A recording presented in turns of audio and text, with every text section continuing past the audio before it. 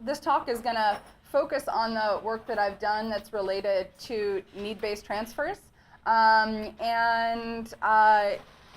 talk a little bit about sort of broader issues in cooperation and conflict. But I wanted to, actually, I was telling Monique, this is a new talk for me to really just kind of focus in on need-based transfers. So I'll look forward to hearing all of your thoughts and feedback after about how you thought it all fit together, if it did. So I just want to kind of start with saying what need-based transfers are and the way that we've been thinking about them, at least. So the way that that we think of need-based transfers, it really follows kind of the phrase need-based transfers. So they're sharing rules for resources or for helping that are based on the need of the recipient. So they're sort of conditional rules for giving or helping based on what the recipient needs. And oftentimes they don't involve debt or account keeping or credit. Sometimes they might have some of those components, but oftentimes they don't. They sometimes involve sort of special relationships or bonds between parties, some sort of commitment or mutual obligation. And sometimes they manifest in familial relationships, so among kin, but also among non-kin, so friendships and other kinds of special relationships that individuals have. So, in the US, we sort of have one notion of friendship, but in a lot of other societies, they have many different kinds of friendship, and one of those kinds of friendships is sometimes a relationship like this, where there's sort of a mutual reliance based on situations where there's need. And so we can also think about, well, what are need-based transfers in sort of more evolutionary terms, and not just sort of the social side of how we experience them. And I'm going to give you sort of a few bullet points to summarize some of the thoughts that we've been having over the last couple of years as we've been working on it. So what we think about need-based transfers is that they might actually function to reduce the likelihood of really catastrophic outcomes, like death, for example, rather than being about maximizing the expected payoffs that individuals get. One of the things that we really like about the need-based transfers idea is that it really nicely fits in with ecological thinking. So really, when it comes down to it, whether or not you're in need is going to be a result of what the ecological conditions are that in the environment that you're in. So if you're in a really harsh and uncertain environment, you're more likely to be in need than if you're in a environment where there's sort of expanding possibilities, et cetera. So it really grounds us in the ecology in a way that we like. We also like the need-based transfers have applications for both kin relationships and for relationships among individuals that are genetically unrelated, whether it's sort of within the same species or maybe even between species. Now, even though we sort of think that they can apply to both of those cases, we suspect that they're probably evolutionarily rooted in parental investment. And I'll touch on that maybe a little bit later in the talk as well.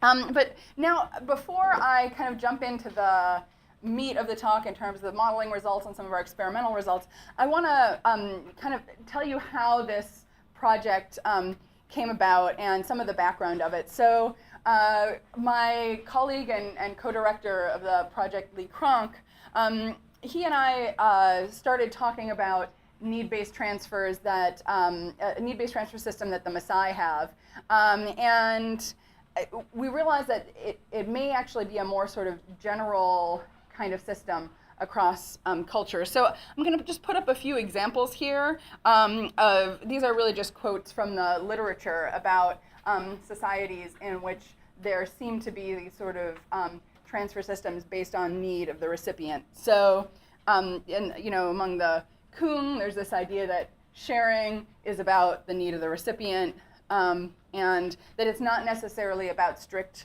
reciprocity. Also, among the Hui and Aceh, we have some nice quotes from Mike Girvin here about how it's not necessarily about a sort of strict tit-for-tat and account keeping, but that there's other factors that are at play. And one of the reasons is, one of the explanations might be receiving additional food during hard times. So again, there's sort of this notion of need in there. The Washoe in North America, there's a similar quote here, just that it's really about doing what's appropriate, not about expecting an equivalent return. So the notion that it's sort of about strict account keeping doesn't fit a lot of these descriptions of sharing of food. And the Hadza, which is one of the societies that we're studying for the Human Generosity Project, they say that they don't actually have debt, but it's really just that it's about sharing in a more generalized way, not about specific claims. Or at least that's what they say. So we'll hopefully have the chance to explore that in greater depth. And then I'm ending with this one because I like the implication here that part of why these systems might exist is to support each other in hard times, because if you're going it alone, you might not survive. And I think this really calls attention to the importance of the ecological setting. It may be that there's certain kinds of environments where individuals going it alone don't have a good chance of surviving. And maybe there's other environments that are harsh and unpredictable in other ways, but you might have a chance of making it going it alone. So I think it's, all of these examples are from societies that have very different ecologies. And one of the things that we want to do is really piece apart when you get these different kinds of sharing rules. So the Human Generosity Project that Lee Cronk and I put together, it's really to look at the role of these need-based transfers in human cooperation. And there's a couple of different components of it. So one is field work, the other is computational modeling and laboratory experiments, and then outreach and education. And my collaborator, Lee Cronk, he's mainly in charge of coordinating all the field work. I'm doing some field work at one of our sites. And then I'm doing most of the computational modeling, myself and one of our postdocs, and directing some of the laboratory experiments and outreach as well. So this is our team currently. We have a couple other people who we're hiring now, but we have Matt Gervais, who is at our Fiji site, Colette Burbesque with the Hadza, Tom Conti, who is a grad student of Lee Cronk's, who actually is going to be using his Mongolia site in addition to the sites we originally had in the Human Generosity Project. Dennis Onkoy, who's actually Maasai, and he'll be our field anthropologist for our Maasai site. And then we have a couple other folks helping with some of the technical side. So Marco Campeni is an agent-based modeler who's working on the project as well. Rolando has also done some modeling. Tom is helping with experiment design. And Hillary is looking at the religious and ritual components of these need-based transfer kinds of relationships.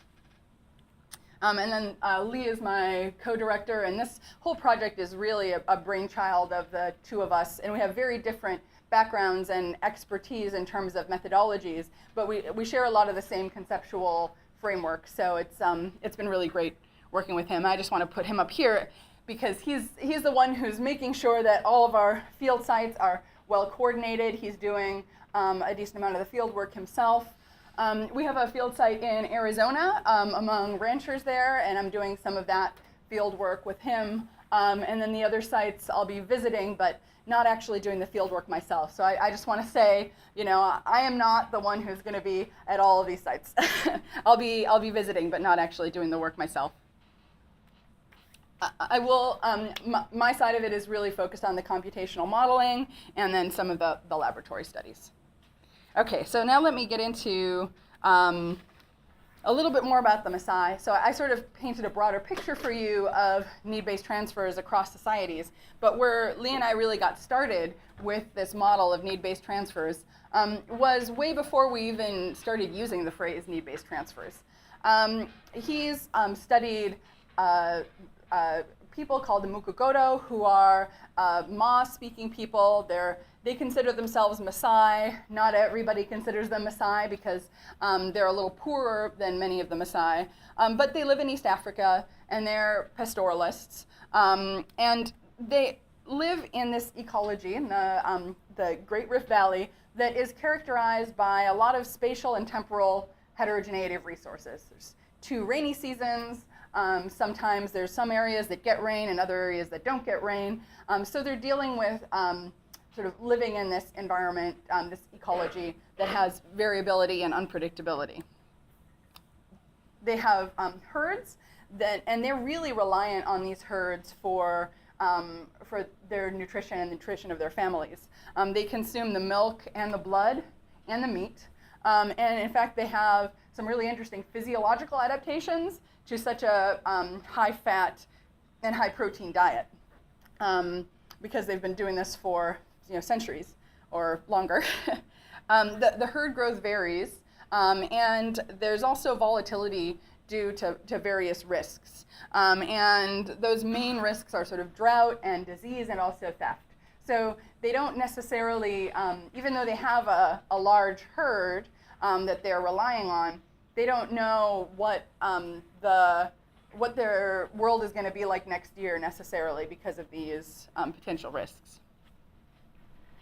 So that brings up kind of a bigger question of how humans manage risk and enhance resilience in the face of uncertainty and harsh environmental conditions. And we really like this organizing framework that Dorfman proposed a couple of years ago, that there's sort of 4 main ways that humans can deal with risk. One is risk retention, which is basically just absorbing the losses. So you can do this if you have extra capital. So you have some money stashed under your mattress, or you have 25% more cattle than you actually need. So then if something bad happens, you're okay.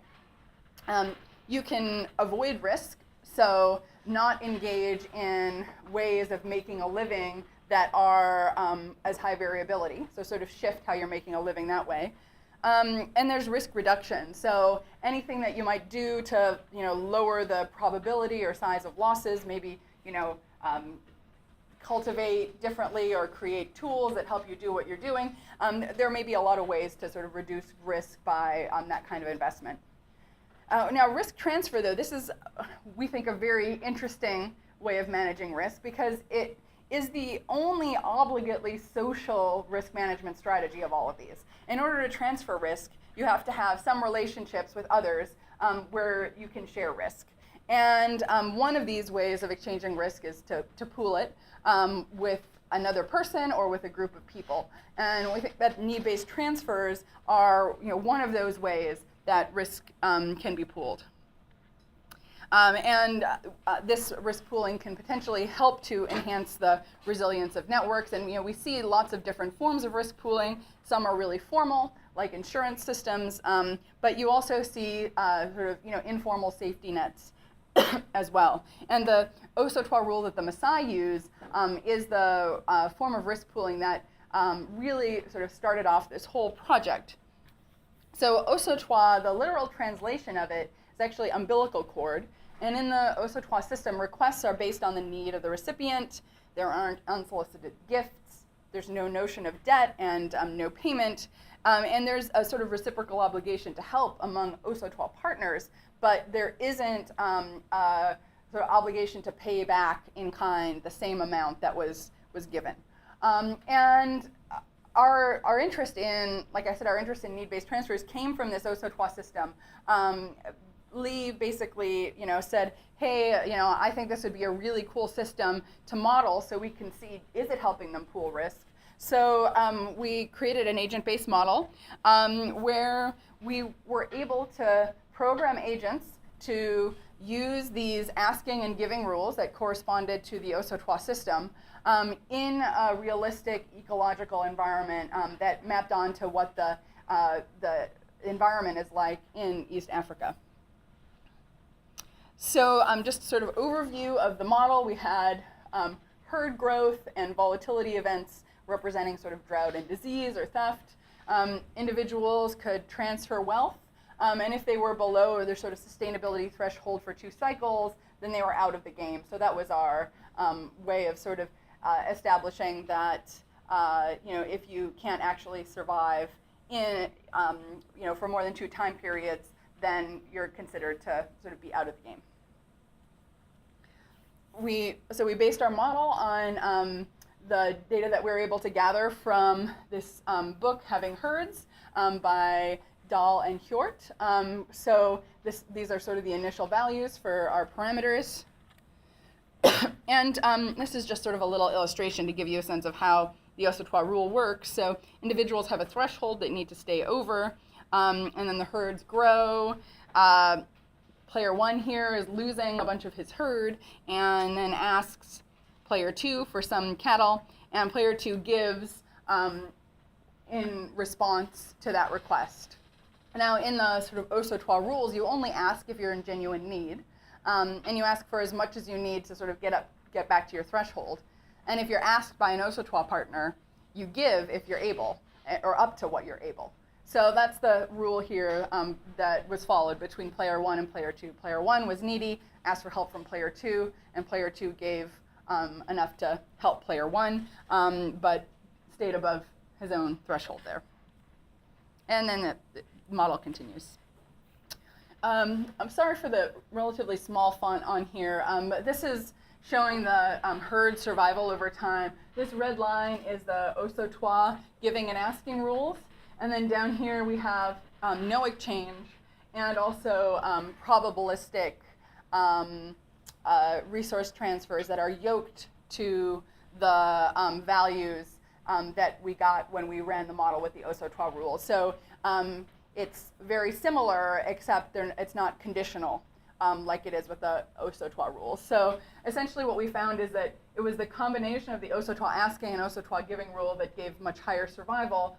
If you did just Osotua asking and probabilistic giving or vice versa, you were sort of down here with no transfers in terms of herd survival. Here, this is a map, a heat map showing the correlation between outcomes for player 1 and player 2, and this is when there's no exchange. You see there's no clear relationship correlation, and this is with the Osotua resource transfers, where you see what we've sometimes called the flaming arrow of Osotua. But yeah, so really high correlations between the outcomes for partners because they're sort of yoking their fitness to one another with these transfer rules.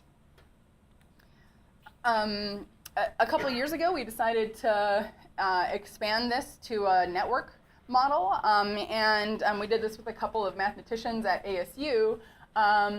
And what we wanted to see was, is there an effect of varying the network size or the connectedness of the network, and also whether different asking rules make a difference. Because if you have multiple Osotua partners, you could just randomly ask one of them, or you could selectively ask the wealthiest one. And of course, there's other rules that you could use, but those are the 2 that we started with. And so what we found was basically up on the top here, we have random asking, and on the bottom we have selective asking. And K here is the number of connections, the number of partners that you have. So essentially when there's random asking, as you go from blue on the bottom there, that's 2 partners, all the way up to 64 partners, you get a small increase in survival from having more partners, but it drops off and you don't really get very high survival in general with this random asking rule. But if you're selectively asking the wealthiest partner, you get sort of big advantages as you go from 2 partners to about 16 partners, and then the marginal increase is much smaller if you go any higher than that. So basically selective asking is associated with much higher survival, and in selective asking you get a much bigger benefit from having more partners as well. And we've sort of wondered whether if need-based transfers did originate with parental investment, you can sort of think as 2 connections being biparental investment, and as you go up here, you're talking about a larger network of individuals who are willing to help you if you're in need. And so we're hoping to maybe sort of extend this in the direction of thinking about the demographic changes that happen in human evolution in relation to need-based transfers. We also found that the asking rules influenced the network structure that emerged. So this is the network structure that we started with, where every individual had 4 connections. And if individuals died, then all of their connections were lost, obviously. So if individuals are randomly asking each other, you get a network like this with a few sort of very wealthy individuals and many different components of the network. It's not very well connected. While with selective asking, you have a much more interconnected network and less wealth inequality sort of just emerging from these different asking rules. And then what we wanted to do was look at how these need-based transfer rules compare to a more strict account-keeping kind of framework, because we realized that need-based transfers, that's one way of pooling risk, but you can also pool risk to a certain extent by having strict reciprocal relationships where you're borrowing and paying back. So the first thing that we realized, actually, to kind of give you a sense of the scientific process here, is it took us 6 months, maybe longer, to even agree and decide on how you would implement account keeping given the ecologically realistic conditions that we were modeling. If you're thinking of sort of a standard game theoretic approach with a prisoner's dilemma or some sort of game like that, it's really easy to implement a rule like tit-for-tat. But when you have individuals that have wealth and they have certain times they're in need and certain times they're not, and it's sort of a continuous game that's going on, it becomes really hard to say, okay, well, what would be cheating and what is following the rules and when do you pay back and what do you keep track of? So we realized that, well, in realistic ecological conditions, account keeping, it actually requires a lot of cognition. It's a heavy cognitive load. We eventually settled on this sort of framework for the account keeping model, which had agents with an account keeping system. And they had 2 sort of items of memory. One was the size of the debt or credit they had with their partner. And this was just a dyadic model, so they only had to keep track of that with one partner, and then the time that was incurred. And then we specified overall parameters for the maximum tolerated delay. So this is how long you would tolerate someone owing you before deciding you're not going to interact with them again. And then the probability of repayment given that you have sufficient resources. So how likely are you to repay when you have enough? And this was in comparison to the sort of really, really simple need-based transfer rule, where all you have to know is how much you have in order to decide whether to ask or whether to give. So that was sort of striking to us. Now, what we found when we put these sort of all in the model was that when individuals were using the need-based transfer rule, they're getting somewhat higher survival than individuals using the account-keeping rule, but they're all doing better than no transfer. So you're getting some risk pooling benefit there with account-keeping. It's just not as large as the benefit from the need-based transfer system. Here's another way of sort of looking at these results. So this is sort of like that heat map I showed you earlier, where we have outcomes for player 1 and player 2. And you see with no transfers, it's kind of just this big blob where there's no real correlation between player 1 and player 2. Now when you have account keeping, you see you get a much greater correlation and a sort of flattening of that distribution of points.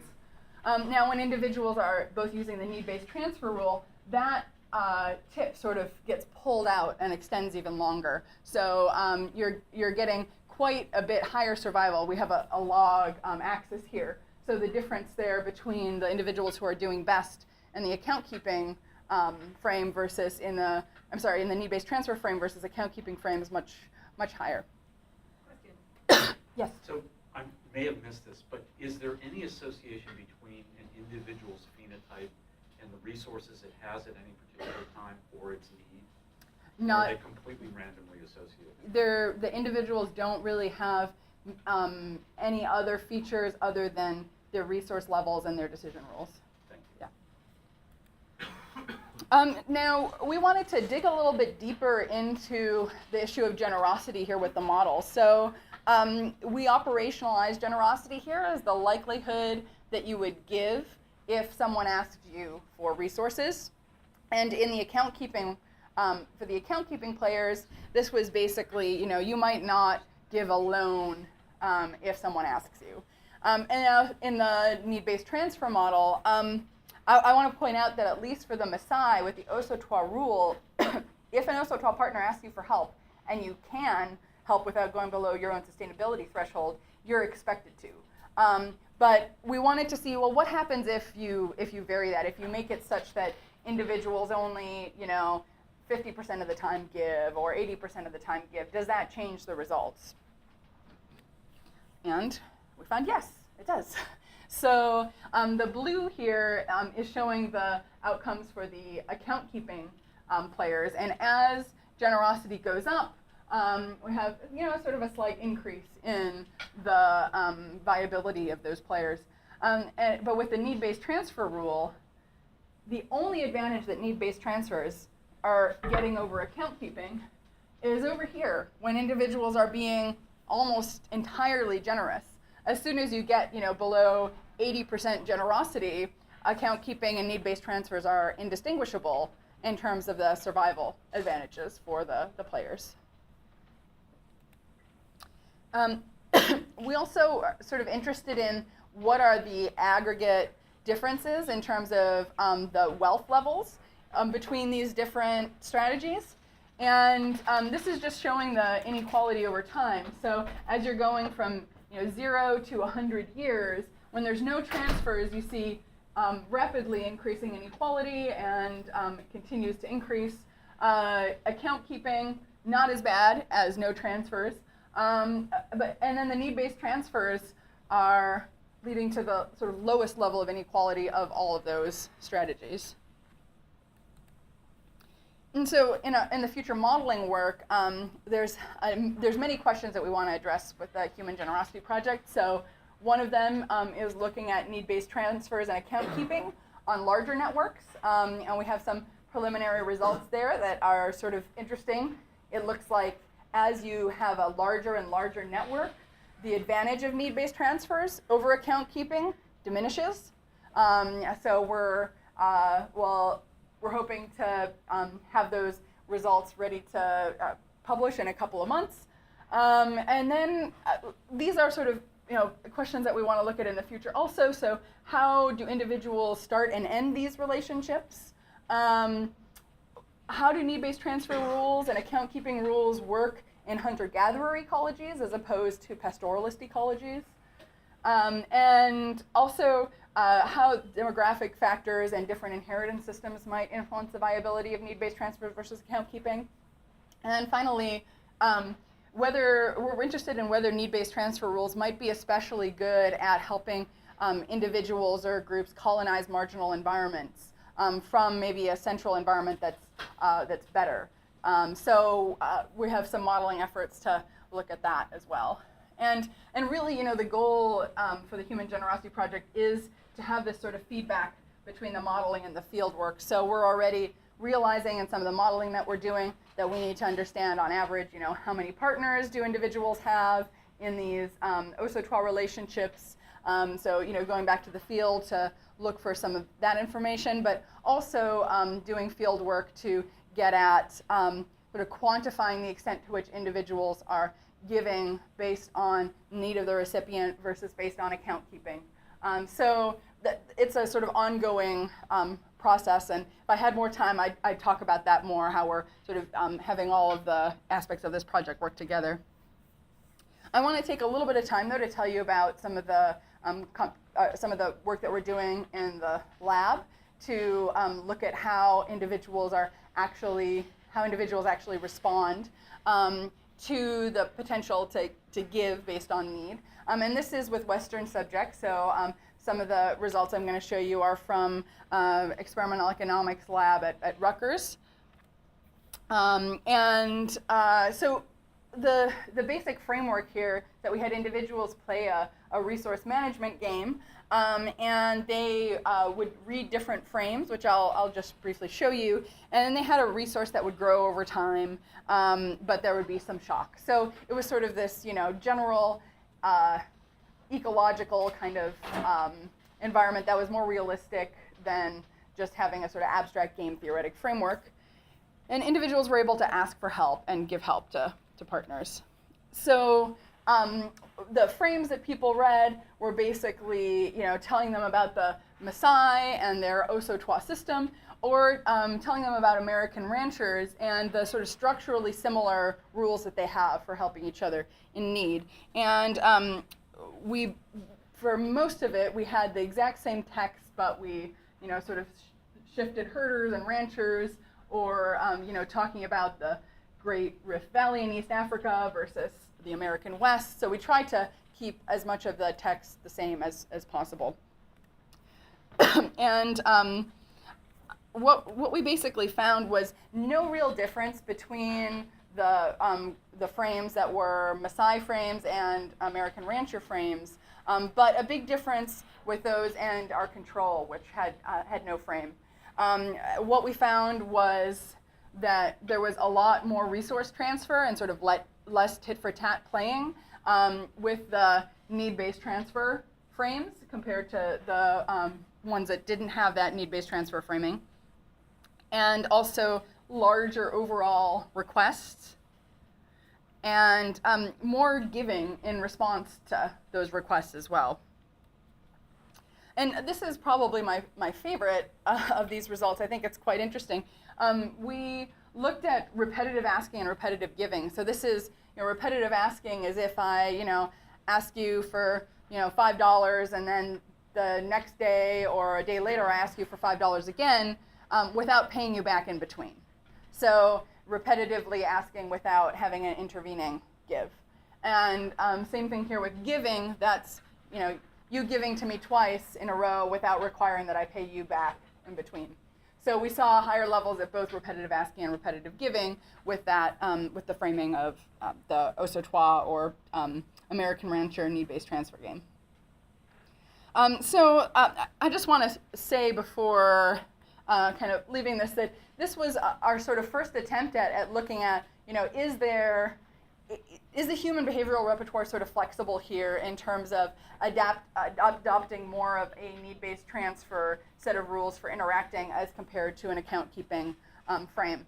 And so we, based on these results, we said, okay, there's something here that we can follow up on. And so here are some of the things that we're hoping to do as we move forward. So one of them is we're quite interested in whether there are differences actually in how people respond to a need-based transfer, a set of norms that are presented about need-based transfer in text, if those are framed as sort of insurance and that it's about insuring yourself against loss, etc., versus if it's framed as a sacred bond, something that's spiritual, that you're committed to, so whether there are differences in those conditions.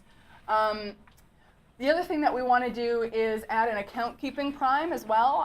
So we have some pilot experiments underway now where we're comparing the account-keeping prime to the need-based transfer prime, and we want to know which one is more similar to a control. If you have, if you give people no text, do they tend to behave more alike with the account-keeping prime or with the need-based transfer prime? And you might expect some big cultural differences there depending on where you run the study.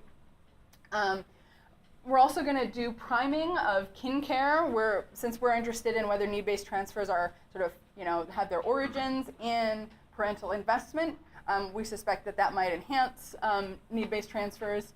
And then another thing that we have underway now is looking at whether subjects can sort of detect cheating in the need-based transfer rules. So if you recall, need-based transfers, the rules are basically ask if you're in need, and if you're asked, then you give if you can. So then, cheating is if you ask if you're not in need, or if you don't give if you're able. And I'll show you some preliminary results we have. We're in the process of gathering data now on this. But I want to point out that the cheating in a need-based transfer system is quite different from cheating in an account-keeping system. So in an account-keeping system, you cheat if you take the benefit without incurring the cost. While in a need-based transfer system, you cheat if you ask when you're not in need, or you don't give if you're able. And so what we did was we sort of took the standard paradigm of the waste and selection task, which was used for looking at cheater detection in the context of cost and benefits. So are individuals good at, are individuals better at detecting someone who's cheating a social contract that's about cost and benefits versus an abstract task? And we created a version that's based on sort of the need-based transfer norms. And we asked people to turn over the cards they needed to see whether someone was cheating. I'm not going to go into all of the details of it because it's sort of complicated, but feel free to ask me about it later or in the question and answer. And essentially what we're finding here, and this is not all of our data yet, but as we're collecting the results, it looks like with the abstract scenario that is not framed in terms of account keeping or need-based transfers, we're getting pretty low performance. When it's framed as account keeping, slightly better, not statistically significant yet, because we don't have enough data yet. And the need-based transfer giving, slightly better than account keeping in terms of people detecting cheating. But the need-based transfer asking is already statistically significantly different from all the others. And that's cheating need-based transfer asking, that's asking if you're not in need. So people seem to be pretty good at figuring out what cards they need to turn over to see if someone is cheating and asking for help if they're not in need, compared to all the other ones, at least so far. So I want to kind of step back in the last few minutes here about the different components of the Human Generosity Project and sort of how they fit together, and also some of the application side. So these are basically the four main parts of the Human Generosity Project, and really our goal with this project is to do highly interdisciplinary science. Sometimes people call it transdisciplinary. There's all sorts of buzzwords, especially at ASU, for doing interdisciplinary work, and we're sort of in that camp where we're trying to kind of get rid of some of those boundaries between psychology and anthropology, and computational modeling, also some economics and mathematics in there as well. So we want to be using our models and field sites to inform each other. And now all of the models that I've shown you are based on earlier field work that Lee Cronk and some of our other collaborators have done. And now we're designing our sort of approach for going back to the field sites based on some of the questions that are arising from the models about what kinds of rules individuals are using when they're deciding how to make new relationships, end relationships, how many partners do people have, et cetera. And then in terms of the field site and the data collection in the lab, we're able to kind of address different questions. So, in the lab we have some constraints because we have only Western students, but we can put them in, fairly complex experimental scenarios, have them read text, and get a lot of control in terms of sorting out some of these differences. While in the field sites, our goal is not to sort of take an experimental game and do the same thing in all these different field sites. What we really want to do is understand, well, how are people using need-based transfers, if at all, in the ecology that they're in the social environment that they're in, to sort of really understand those factors and how variation in those factors might be influencing how these systems are working. And then take that back to our models so we can figure out, well, what are the most important ecological parameters affecting how these systems work? What are the most important social factors? And sort of create almost a meta model where we can change the ecological parameters, change the network parameters, et cetera, and perhaps be able to predict what kinds of relationships and transfer arrangements might occur in different societies given their current state, their history, et cetera.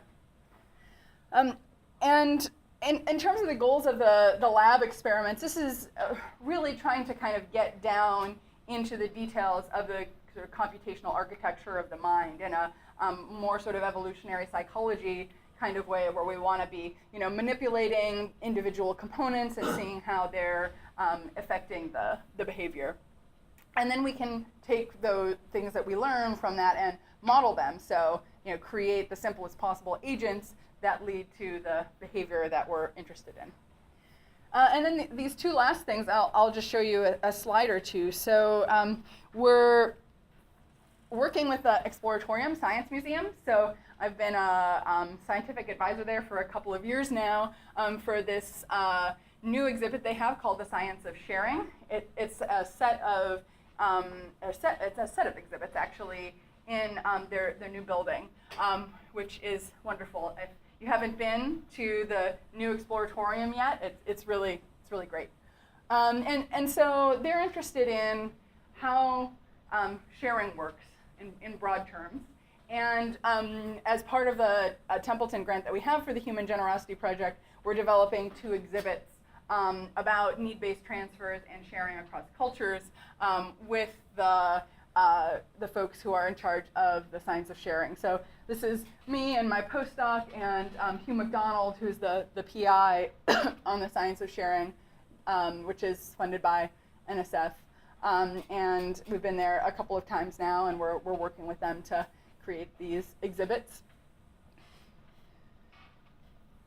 And then we're also really interested in exploring the ways in which need-based transfer systems actually may help individuals and groups to manage scarce resources and to recover when there are major shocks like floods, for example, or natural disasters like earthquakes.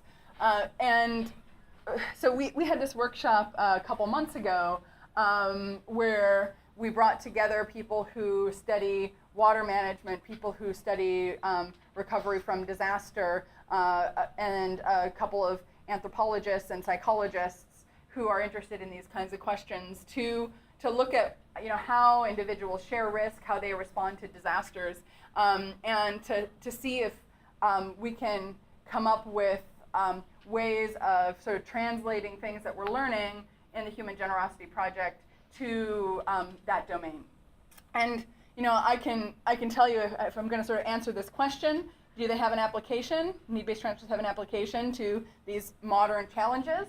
I think that after this workshop, we sort of came to the conclusion that probably they have a lot of implications, but it's going to take time to really understand how humans are responding to these disasters and these scarce resource situations, and that the nature of the scarcity or the harshness or the unpredictability may be very, very, very important. So if you're in a situation where things are really, really good, and all of a sudden you have a bad event like a flood and things get destroyed, that very often what you see is people come together, there's a response, everything gets dealt with, people get help who need help, and you get back to normal. But if you have a sort of slow decline, a drought over many years, or people in environment where they just don't have resources that they need, and this goes on for years or decades, even in like urban contexts, like people who've studied the Rust Belt, you see that just in terms of the economics, this sort of slow burn, what they call a slow burn, that seems to lead to very different tendencies of people to help others in need. There's sort of a closing in and distancing often for the individuals who need help. So that's something that we're really interested in, actually, sort of taking that insight that came from people who are studying disaster recovery and resource management, and then going back to our field sites and saying, okay, well, how do they differ in the sort of nature of the shock and the background ecological situation? Is it getting better? Is it getting worse? And does that bear any importance for the kinds of sharing systems that are actually going on at those field sites? So in terms of future directions, we realize that ecological volatility is an increasing concern, especially with climate change. One of the first things that we're seeing is increasing variability and more natural disasters. I mean, even on the east coast of the U.S., we've seen much more flooding. And one of the folks who's part of our sort of extended network who studies disaster recovery is in New York State, and he says that it really is 2 or 3 or 4 times worse just in the last few years than it has ever been. He's actually on the ground helping people deal with these problems. So part of what we want to understand is how humans have dealt with risk.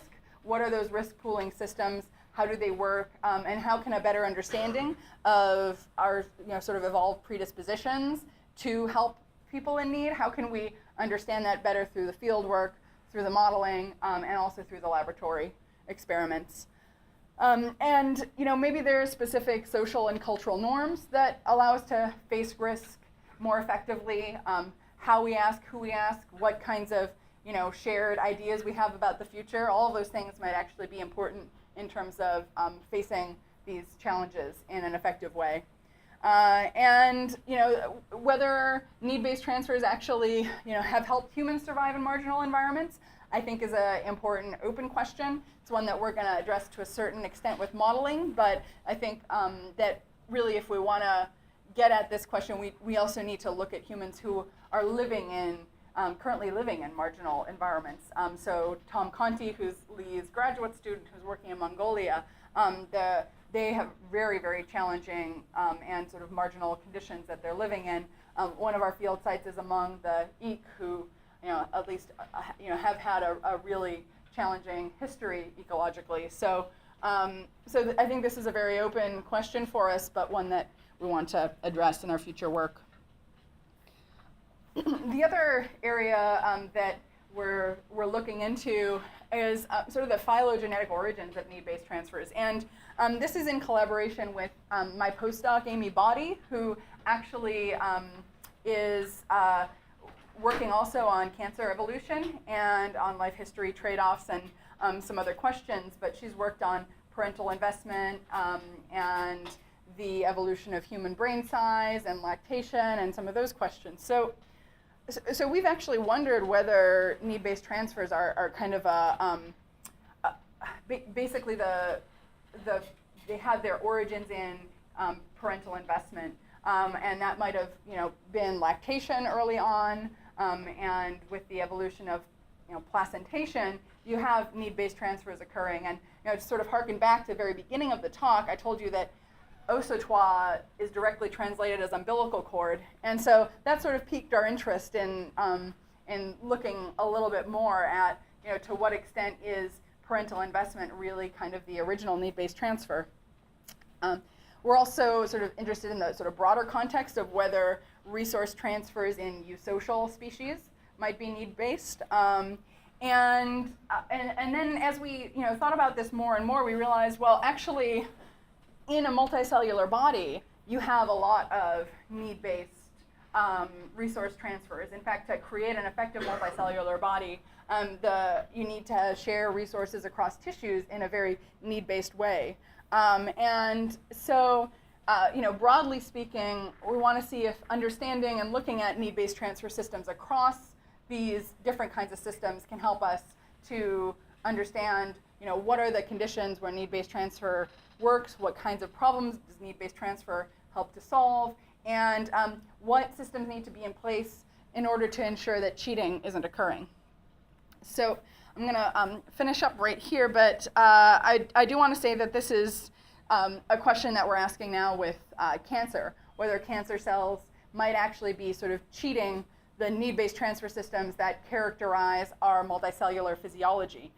So the cancer cells upregulate their signaling for resources. So there's factors called angiogenic factors that basically lead to the growth of new blood vessels. And one of the turning points in cancer is when cancer cells are able to signal for new blood vessels. It's really clinically important and relevant. And we also know that cancer cells don't respond to the signals of other cells around them normally. So this suggests to us that there may very well be a fundamental way in which cancer cells are cheating some of these resource allocation systems of the body that may be really based on need. And we think there's some interesting parallels also because in the Osotua system, there are sort of these larger scale rules that people are supposed to follow to be a part of it that includes, responsibility, respectfulness, and restraint. And you can also think of multicellularity as having a lot of these rules sort of just built in to the genetic code that the cells are following. And when those things fall through, when there's cheating, what we get are things that really map onto the phenotypes of cancer. And so broadly, we're really interested in understanding to what extent cancer is a problem of resource monopolization and really a sort of ecological problem in the body, not just one of evolution of cells that are proliferating too much, but also monopolization of resources by cells that are able to access them preferentially through changing their signaling and their behavior. So we think there may be some underexplored possibilities for actually targeting the sort of resource cheating that cancer cells are doing. And if I had more time, I'd tell you about some of those models, but I'll have to wait for, chatting about it afterwards. So thank you all so much, and thank you to all of our support and funding.